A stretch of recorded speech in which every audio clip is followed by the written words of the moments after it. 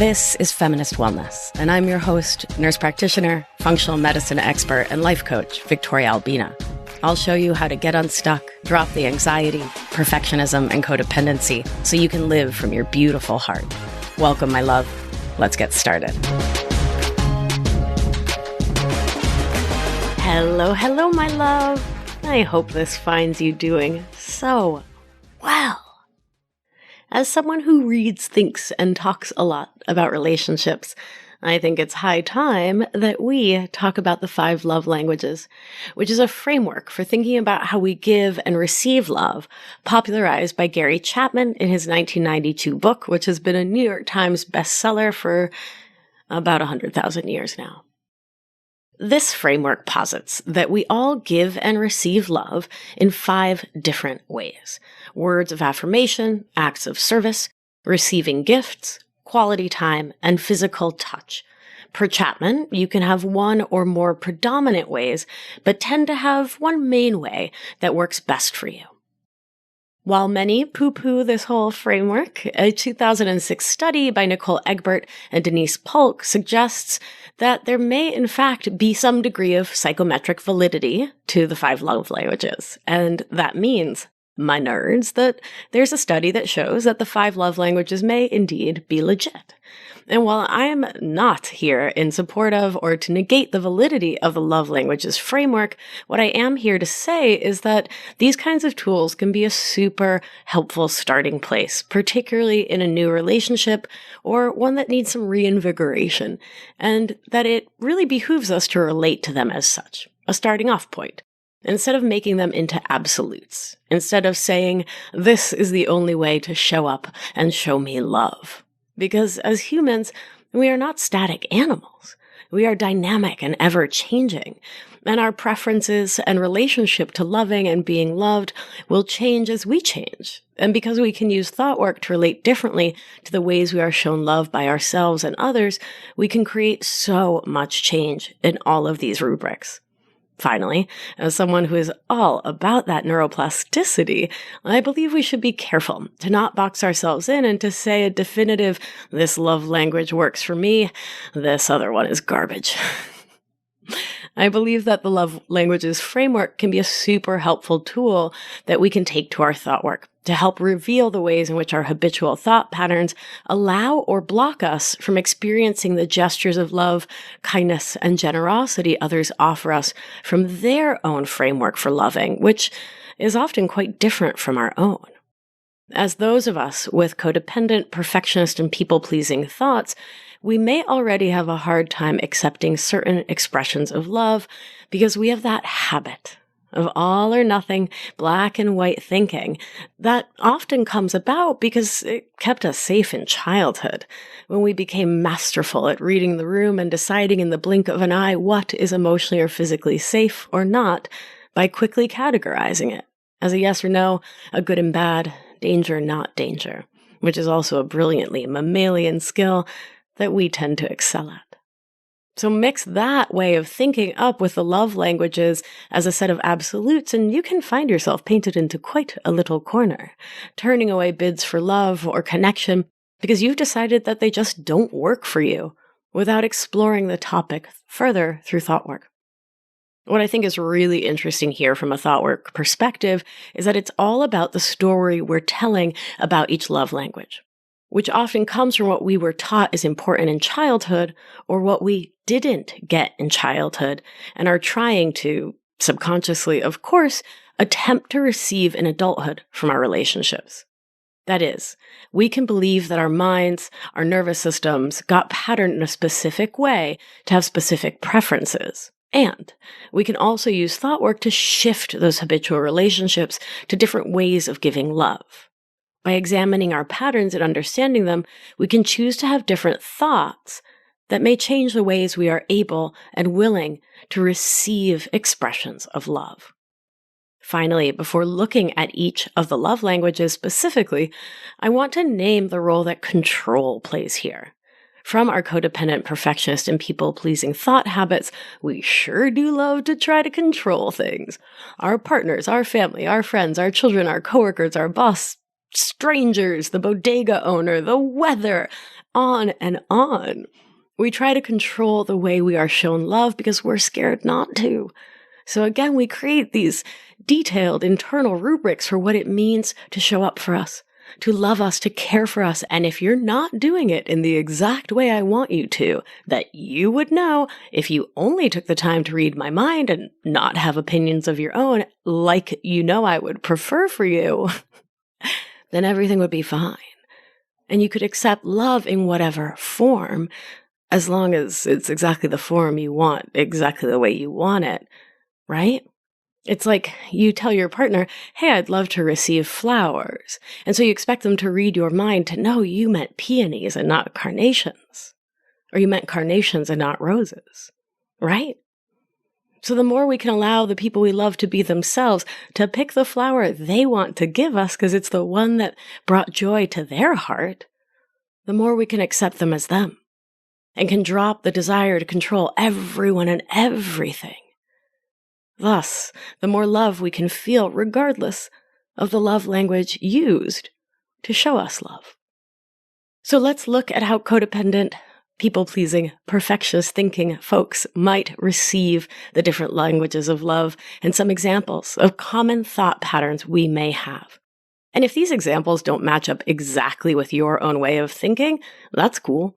I invite you to write out your own thought habits, to do thought work on them, so you can get clear on your own habitual ways of thinking that may be blocking you from getting the love you actually want, regardless of how it's packaged. I have a free handout that details the thought work protocol, walks you through it step by step, and I'll put a link in the show notes to that. And you can find the show notes at victoriaalbina.com/144. Those are the numerals, 144. It's always the episode number, and that will link you right to the show notes. So go check that out. Download it. It's free because giving gifts is one of the ways that I show love. And I love giving you all gifts. And that is a most perfect segue. God, I love a perfect segue. Is my love language perfect segues? Perhaps. But really, it's the most perfect segue to talking about the first love language, which is gifts. So, per the love languages quiz, I ranked exactly 0.0% on the language of receiving gifts, which is funny because, like I just said, I love to give gifts. And there are times when I do love to receive gifts. So my amazing friend Jules had this Anais Nin quote I love, written up by this artist in this beautiful font and had this gorgeous glass frame made. And it sits in my little exercise room right in front of the Peloton. And I look at it every day and it brings me so much joy. And it brings me so much joy, not because I love getting gifts, but because I love that she thought of me. And she went to all this effort to have this thing made for me. And it's aesthetically stunning to me, and it brings me joy. And interestingly enough, I generally don't have the same reaction when I'm given a gift by an intimate, by a lover, a partner, a date, right? It is much less likely to resonate in my body at first blush as something I'm grateful for. It's a really interesting dichotomy there, right? The friend gift, I was like, lover gift, something blocks within me, right? And I can look back and I can see that before thought work, I really wasn't into receiving gifts when that was the primary way that a partner or lover tried to show me love.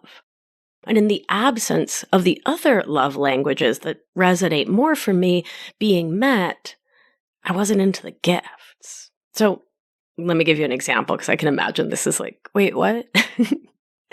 So let's say that a partner who I was living with, sharing space with, wasn't doing acts of service, which is an easier way to light me up, right? So if they weren't taking out the garbage or doing their fair share around the house, then I didn't care if you brought me home a gift. And even if it was something that I absolutely loved, it was unlikely to flood me with feelings of love because I was over here thinking about the things you didn't do. I was all full up with resentment about it because of my thoughts. See how that thought that was like, cool, thanks for bringing home my most favorite soap that I totally adore, but actually you didn't do the dishes, was blocking me from receiving the loving gesture that was that thoughtful gift. It's really fascinating, right? A lover of mine recently shared that they appreciate what they consider to be thoughtful gifts, but not just like random things given as gifts, things that they interpret as things bought from obligation, such as for a holiday or a birthday, things where the giver was like, oh, crap, I have to get this human a present, and just brought whatever. Things that don't meet their own thoughts of what a thoughtful gift is to them. So that's that block there that keeps them from receiving the loving gesture of a gift is, does it meet my standard, my story of what a thoughtful present is, or is it just kind of something random that doesn't really reflect that you know me? A friend recently shared that her dad, who she says never really tried to get to know her growing up, would often give her gifts that made no sense to her. So things she had absolutely no interest in, like dolls when she was super into dinosaurs, or clothes that were like 10 sizes too big or too small. So in her mind as well, gifts are really complicated. And so the story that she's built for herself is that gifts are not her love language. She prefers not to get them, in this case, to avoid the complicated feelings that arise when a gift is given to her. So I'm not out here saying that you shouldn't have preferences, because we all have them and it's great to know them. What I am saying is to pause before you say, for example, I'm just not into gifts. So you can examine the stories under that preference instead of being like, well, gifts are just not my love language, so it's not for me. Please don't get me anything ever. And this holds true for all the love languages as we walk through each one. We get to pause and to ask ourselves lovingly, gently, compassionately, what is the thought that's creating this feeling? What is the narrative creating this sensation in my body? Next up is acts of service. So this love language is about doing things for the person you love or care about, and having the person you love or care about do things for you as a way of showing you love. So when I think about us and our love of control, I certainly feel that control and trying to control things comes up for us, for sure, as a block to receiving acts of service as love, especially when we have perfectionist stories that say that a task must be done in a perfect way. And extra, especially when we believe that a task or chore being done a certain way is linked to how we feel in our lives writ large. So my mind goes immediately to housework. I've heard this a million times from clients and friends, and back in the day from patients. I just can't relax if the house doesn't look perfect. What follows from that story is that, of course, only you can get it to look perfectly perfect. So why would you accept the act of service of tidying up the house if you believe in your heart of hearts that you're the only one who can make it look perfect and up to your standards? Another one I've heard is, I just can't enjoy dinner if there are dishes in the sink. But if we have the idea that there's a perfect way to load the dishwasher, then someone doing that for us will not bring us joy or peace or ease, because they likely won't do it right.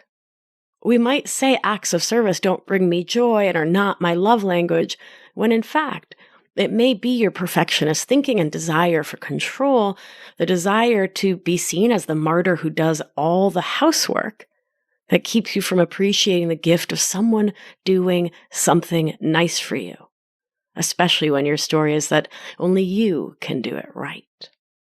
Next up is words of affirmation. If, from our codependent and perfectionist thinking, we don't believe that we are worthy of love, care, kindness, then words of affirmation are not something we are likely to believe. It's like we can't let them in and align our own thoughts to accept that kind of kindness if it's not what we're used to, if it's not what we grew up with, if we're not yet ready. If we don't yet have the internal thought rubric to support a belief that anyone else could think that we are smart or pretty or beautiful or amazing or a wonderful worker or a great parent or partner or communicator, whatever. When we are so harsh with ourselves, so judgmental of us from that perfectionist habit. If you are holding on to the thought that you are not enough, you are simply not going to believe it when someone else tells you that you are, and it's not going to do much for you. But if your thought is that others can, in fact, see good things about you, and you yourself see and believe good things about you, then words of affirmation are likely to feel good for you. So the work here is not to toss words of affirmation out the window, but rather to use the thought work protocol to show you the thoughts you carry about yourself, from your socialization, your conditioning, your family blueprint that block you from having that positive self-regard, which we talked about way back in episode 50. And that was a good one. Go give it a listen. But when you can see those thoughts, you can start to create some wiggle room in your mind and body to start to believe that someone else can think you're awesome. The saying used to go that you need to love yourself to love others, and we know now that that's not quite true. In letting yourself be loved, you come to see yourself as lovable. And it's a two-way street. So it may be interesting to take a look at any thoughts you have that tell you that words of affirmation do nothing for you, because that belief may be blocking you from experiencing yourself as lovable by letting yourself be told how lovable and wonderful you are. I'll also invite you to examine how words of affirmation were used in your childhood. Was it the old bait and switch? Such as, "Oh, you're such a beautiful girl. Imagine how beautiful you'd be if you lost 10 pounds. You're such a smart kid. Think how far you could go if you just applied yourself. Wow, you have such a bright future once you get over this whole wanting to be an artist thing." So if that happened, particularly if it was a frequent theme, it makes sense that your body, your animal, may not trust words of affirmation. So too, for those of us whose caregivers said one thing and did another. If that was the case, you may have come to distrust words and you only trust actions. Your mantra may have come to be, "Don't tell me you think I'm awesome, show me." If any of that's resonating, then it might not be that you categorically as a human don't respond to words of affirmation. It may just be that your brain sees them as the harbinger of criticism to come or a disappointment on the horizon. And so you can choose to use thought work to shift that association for yourself if you'd like to. Finally, a common habit in codependent thinking is wanting others to read our minds. And as I said before, to say and do exactly what we want them to on our terms, because we have this very narrowly defined framework of what feels loving to us, which is another way we try to control others and the world and try to control our own inner landscape by controlling everything around us.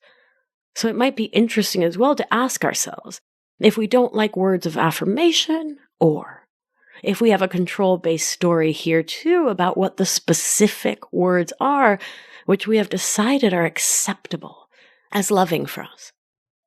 And that brings us to physical touch. So, admittedly, this can be a particularly complicated one for a lot of humans, especially if we have trauma around non-consensual touch, or for those of us who may be neurodivergent and have a totally different and beautiful relationship to touch that's specific to them. Here too, I would posit it's not that most of us were born as animals who don't appreciate touch, but that our nervous system learned that touch isn't safe, either because of stress, distress, or trauma, how touch was coded in our minds secondary to our experience, or because our neurological circuitry simply processes touch as something that doesn't feel safe or good for us. For the former group, somatic therapy and trauma therapy, which is well beyond the scope of this coaching podcast, can be helpful as a way to help us repattern our relationship to touch. And for those who may find themselves, for example, on the autistic spectrum, you may prefer a different kind of touch or very specific kinds of touch. Self-touch, a dear friend of mine who is on the spectrum prefers firm touch but does not like light touch, or something else. If touch is not your love language, you get to do some thought work to understand why. That doesn't mean you want to need to change it, but it can be helpful and empowering to understand your why. So I personally really, really, really love touch. I'm a big hugger.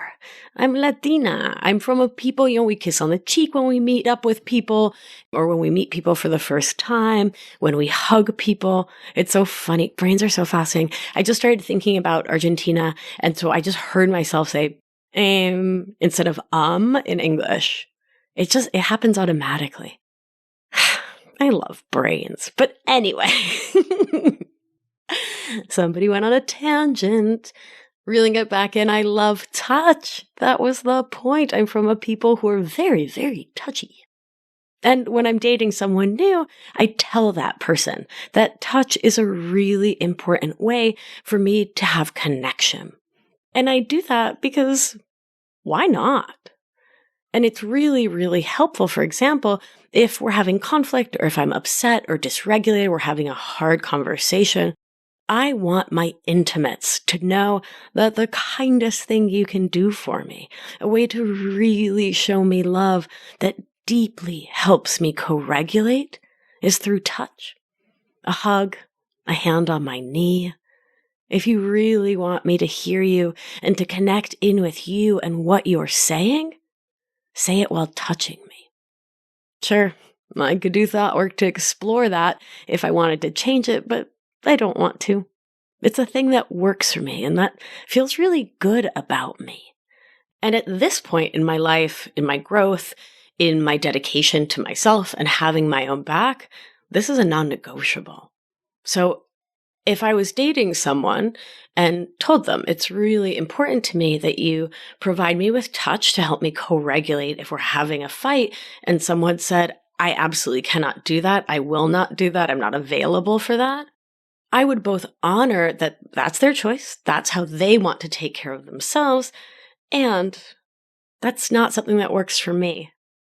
When my nervous system is dysregulated, and remember, I'm someone with a history of chronic intermittent depression and anxiety. I know myself. I know my body. I know my nervous system. I know my triggers. I know my glimmers. I know how to support myself. And not having touch available during conflict or a fight is not something that I am currently available for. And perhaps as I continue to grow through thought work and somatics, as I continue to learn to regulate my nervous system in ever more powerful ways, that may shift. I'm here for it. And at this point, I just know my non-negotiables, and touch in moments where there's conflict or disagreement, that's one of them. And I have no interest as well in doing thought work to change that because I'm quite happy with it and I don't want to change it. But it is pretty great to know that I could use thought work if I wanted to change it. I just don't, so I'm not gonna. And so that brings us finally to quality time. Fascinatingly enough, quality time used to not be like my favorite. So if you have not developed the skill of presence and being present, it can be really challenging to see quality time as a gift. I now love quality time, and it ranks highly on the love language quiz for me. But like a decade ago, 15 years ago, before I was meditating, doing breath work, somatic practices, knew how to regulate my nervous system, etc., I don't think I ever would have named quality time as much of a bodily yes for me as I do now that I'm generally more embodied and present in my life. Now I can more easily just sit on the couch with a date or a friend and can allow myself to feel a deep connection and an appreciation for the time we spend together because I'm truly there for it in my body and because I'm telling the story that the person I'm with is giving me one of the most important gifts possible, which is their time. But before it felt safe to be present in my body like it mostly does now, I'd be watching a movie with a lover or a friend, and I'd be jumping up every 10 to 15 minutes to get a drink or a snack to do some task or something that was effectively me avoiding being present. It was buffering against the discomfort of quality time, and I had no idea what I was doing. It turns out that it is not that my love language isn't quality time. It's that I didn't have the skill or ability to stay present for quality time then. And I'm so glad that I do now. So if quality time doesn't feel like something you value or that really moves the needle for you, it just may be an interesting thing for you to take a look at and get curious about. Why is that for you in your life? What are the thoughts? What are the stories that you're telling around spending quality time? And why might something like a gift or words of affirmation feel better for you? I say this, as I have been, not because one love language is more or less betterer than any other, but because it's really fascinating to get to know ourselves and those we're intimate with on such a deeper level. In conclusion, my darlings, the 5 love languages are a potentially fun and useful tool for opening up communication about your current preferences and what feels easily loving and good for you today. Someone I'm dating is super into them, and we had this really fun afternoon where we sat in the sun and went through the quiz question by question and talked about our answers. And it was such a great way to get to know each other. Knowing they aren't into gifts, knowing they love touch, etc., has been so useful. It means that when we're together and I get up to go to the loo, I make sure to touch their shoulder on the way out, for a small example. And that's great.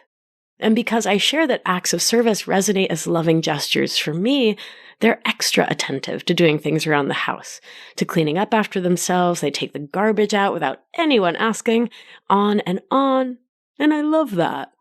Not because they or I have rigid stories about what does and doesn't make us feel loved, but because why not call in ease?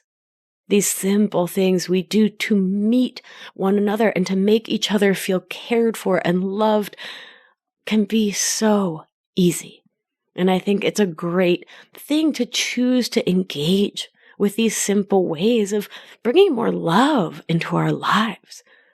And we can do that while also recognizing that when our thoughts and stories change, our love language can change. Because the story we're telling about the offering we're being given impacts the way we receive it. And whether we are open to seeing the intention behind the gifts, the words, the act, the touch, has a lot to do with whether we are approaching receiving with an open heart. Because if not, we are basing our experience in our own narrative and history. And while of course that makes sense, because science, we can choose to pause and to use our neuroplasticity through the thought work protocol to consider changing those old cassette tapes out for new ones. And I recommend doing that work to just investigate, to ask the questions, to get real about why we respond to one love language or another. So we can stop spending our time demanding that people love us in a very specific way that lines up with our narrative of being loved, and instead can open ourselves up to seeing the love that's possible, that's being offered through any of these 5 ways of relating.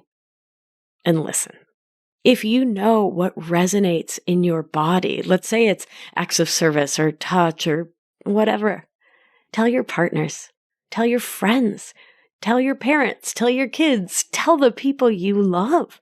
Let them know what you prefer, what lights you up, what you most enjoy receiving, while not closing off your heart to other ways of being shown love. It might just surprise you how good any of the love languages can feel when you greet them with that big open heart. All right, thanks for listening, my sweet darlings. If you have not received the Thought Work Protocol or my free meditations, why not? Maybe receiving gifts is not your love language, is what you're saying. Well, maybe then you don't call them gifts. You just call them resources. How's that feel? Do you like free resources? I got free resources for you.